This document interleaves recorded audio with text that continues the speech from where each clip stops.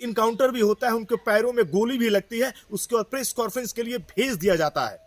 ये उत्तर प्रदेश की पुलिस की मैं बात बता रहा हूं। उसके बाद तुरंत मीडिया के लोग आते हैं, मीडिया के सामने बयान आता है यूपी पुलिस का, लेकिन इस पर बयान अभी भी वाराणसी पुलिस ने प्रेस कॉन्फ्रेंस क्यों नहीं लाया। जिस बच्ची के साथ दरिंदगी हो जाती है, 1 नवंबर की यह घटना 1:30 पर वो बुलेट से आते हैं शराब के नशे में चूर, और वो घुसते हैं हैदराबाद कॉलोनी से, और वहां पर जब वो बच्ची अपने मित्र के साथ वहां पर टहल रही थी, घूम रही थी, वहां पर वो आते हैं और फिर उस एशिया का सबसे बड़ा विश्वविद्यालय जहां पर 48 देशों के छात्र पढ़ने के लिए आते हैं, 35,000 छात्र यहां पर शिक्षा ग्रहण करते हैं। दोस्तों, मैं सुशील तिवारी बात कर रहा हूं भारत का एक ऐसा विश्वविद्यालय IIT BHU, जहां पर सपना सजोए रहते हैं छात्र कि मेरा दाखिला यहां पर हो, लेकिन एक बच्ची के साथ 1 नवंबर की रात ऐसी हरकत वो लोग करते हैं जिसको मैं अपने शब्दों में बयान नहीं कर सकता, वो शब्द का इस्तेमाल मैं नहीं कर सकता। 1 नवंबर की रात वो बुलेट पर बैठकर आते हैं और हम कहें कि शराब पीकर बच्ची का वीडियो बनाते हैं, और बाद में ये पुष्टि भी होती है कि उस बच्ची के साथ उन हैवानों ने किस तरीके से दरिंदगी कर दी। फिर वह बच्ची किसी तरीके से प्रोफेसर के घर की ओर भागती है। यूपी पुलिस लगातार खोजबीन करती है, और इनका जिगरा देखिए, इनका कलेजा देखिए कि ये सब हरकत करने के बाद ये MP में चले जाते हैं चुनाव प्रचार करने के लिए। इनकी फोटो अगर मैं आपको दिखा रहा हूं तो भाजपा के बड़े बड़े नेताओं के साथ इनकी फोटो है, होगा भी भाई, क्योंकि IT सेल के ये बच्चे हैं, और साथ में अगर ये भाजपा से जुड़े हैं, भाजपा की पार्टी से ये जुड़े हैं, और बड़े बड़े JP नड्डा के साथ, नरेंद्र मोदी जी के साथ, स्मृति ईरानी के साथ, उत्तर प्रदेश के मुखिया मुख्यमंत्री आदित्यनाथ योगी के साथ इनकी फोटो वायरल हो रही है। लेकिन किसी ने भी ऐसी कवरेज क्यों नहीं दिखाई। जो भी बड़े बड़े समाचार चैनल हैं, इलेक्ट्रॉनिक मीडिया के रसूखदार चैनल, जिन्होंने वो कहते हैं कि हम अपनी आवाज को बुलंद करते हैं, लेकिन नहीं दिखाया गया।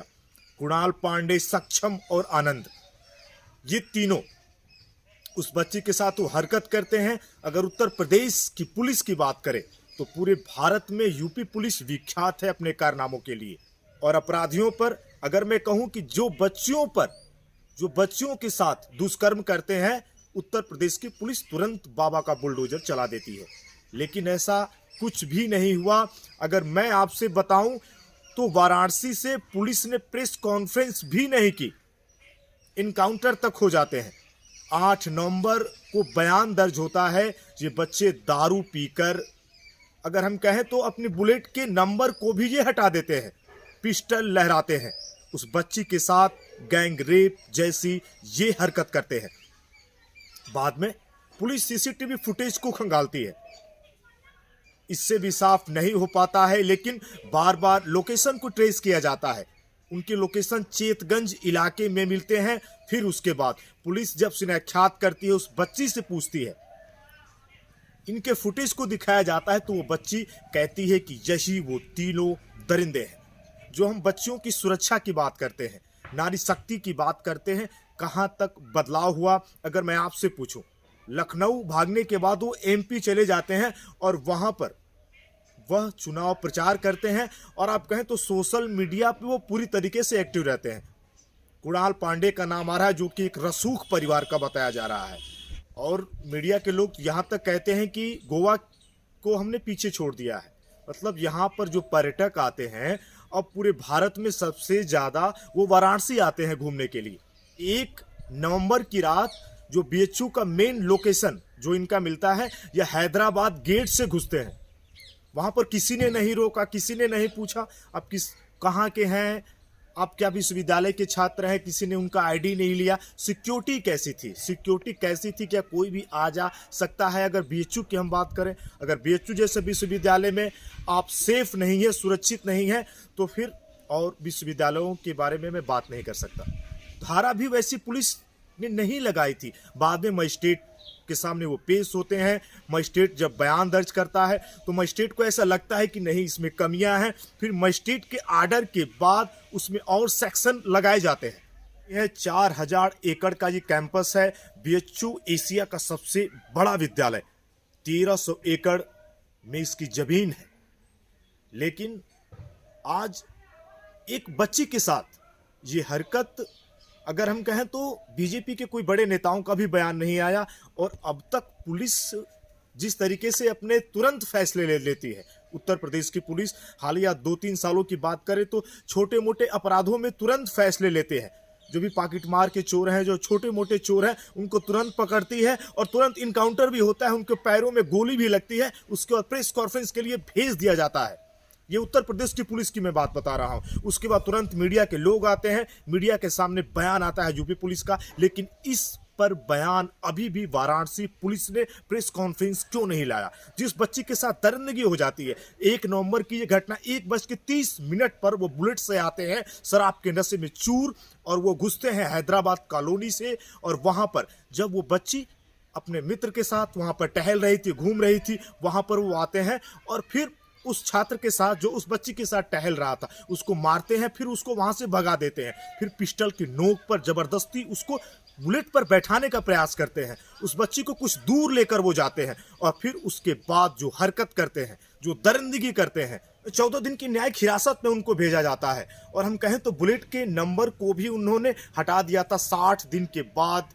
आज पुलिस उनको जरूर अरेस्ट करती है। लखनऊ से एमपी तक ये गए हैं और तीनों बीजेपी के मीडिया सेल के अभिन्न अंग थे।